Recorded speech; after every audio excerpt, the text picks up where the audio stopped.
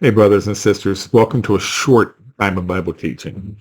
Actually, I'm only looking at, I think, one verse. Who knows? God may lead me to other ones. I was asked a quick question. When is Rosh Hashanah 2024? That's a great question. If you look it up on Google, you get into a Jewish website, whatever, it's going to tell you that it starts on October 2nd and ends on October 4th. It's 2 days, but typically a day starts at evening twilight, twinkling of an eye. That's an idiom for evening twilight, when 2 stars of medium strength are visible. That's in the evening. So the 48 hours would be 3 days on our calendar, because the calendar that we're using, the Gregorian calendar, is not a biblical calendar. It is a pagan calendar. Let's put it that way. Problem is, if you looked at that, it's going to tell you that it's October 2nd. So that's when Rosh Hashanah is, right? Well, maybe not. What are you saying, Eve? Well, is the current Hebraic calendar or Jewish calendar a biblical calendar? Kind of, not really. What do you mean? Okay, there's some issues. Thanks to Constantine. He was a saint, Saint Constantine. Well, you look in the Old Testament, you dig, and you look at the definition of the word saint, it says set aside. I like it. That's what I see a saint is not like some saintly person that's done these divine acts. No.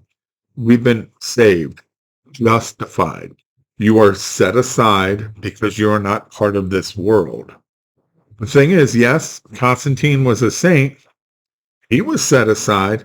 He set aside for a lake of fire. He was not good. Oh my goodness. Let's do a little research on the Council of Nicaea around 325 AD. Yeah, not good. Anyhow, he changed everything. He got rid of everything Jewish. Him and others are a big part of why we look at the Bible and all the holy days in the Bible, the special days that God said to set apart. Not one of them is really celebrated or observed by the churches today. Interesting. I think it's very interesting, and it's very telling in a lot of ways. Anyhow, so one of the things they do in order to keep the calendar straight, you know how we use a leap year where we just add a day every 4 years, we add a day? The Jewish calendar adds leap months. Over a 19-year period, they will add in 7 months. 7 extra months over a 19-year period. It's called Adar 2. Adar is a month. You just do another Adar 2. So that calendar or that year has 13 months in it. Try to find that one in the Bible. It's not. So at the end of this year, on the Jewish calendar, at Adar, they're going to add in another month. So before you get to Nisan, which is where Passover is, which is the first year on the the first month on the religious calendar, there's an extra month added in there. It's not in the Bible. So it could be that we start the year, the Jewish year, at Passover, and it's already a month off. All right. So what is the biblical way of doing it?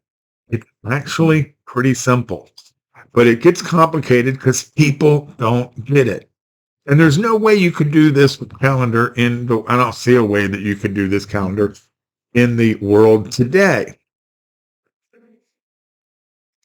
Again, Constantine just wanted to take away everything Jewish or Hebraic and kill all the Judaizers.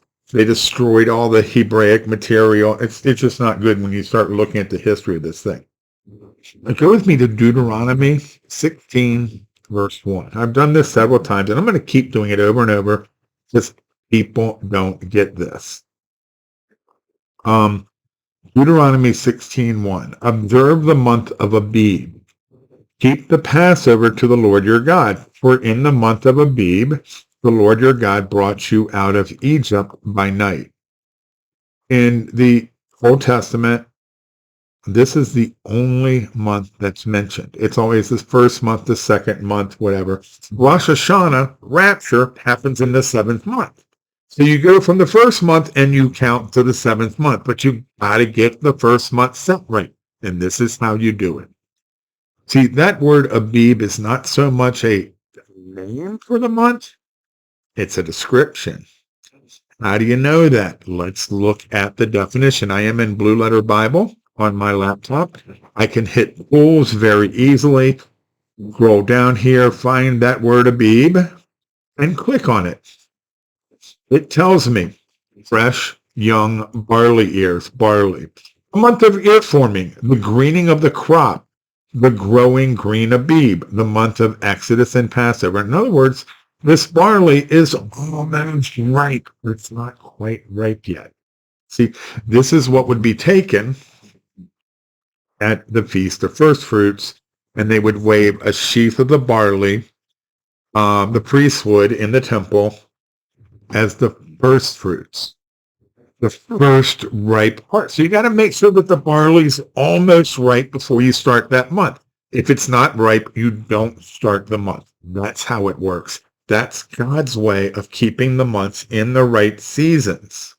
Well, we came up with man's ways a long, long time ago, and that's what we're doing. Which way is right? God's way or man's ways?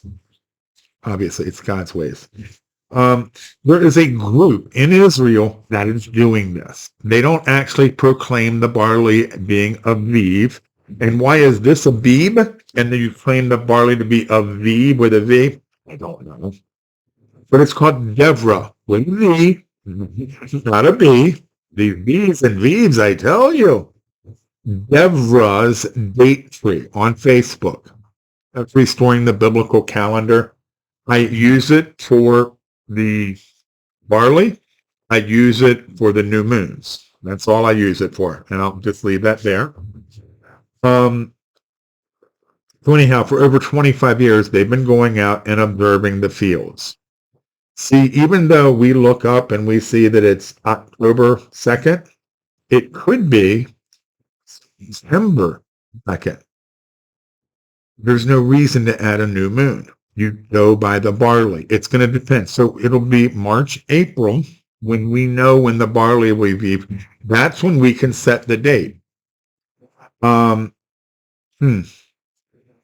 if we have that, we still don't know the day and the hour.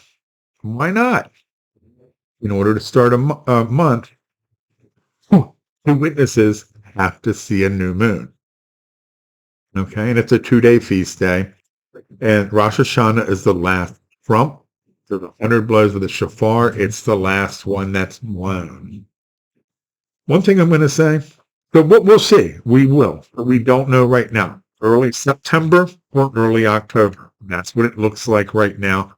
We will see as time goes by. I thank you very much for watching. God bless you. Hey, clock's ticking. We are running out of time. Got to have Messiah. Got to share Messiah. Nothing else matters. Don't waste an opportunity. Take care.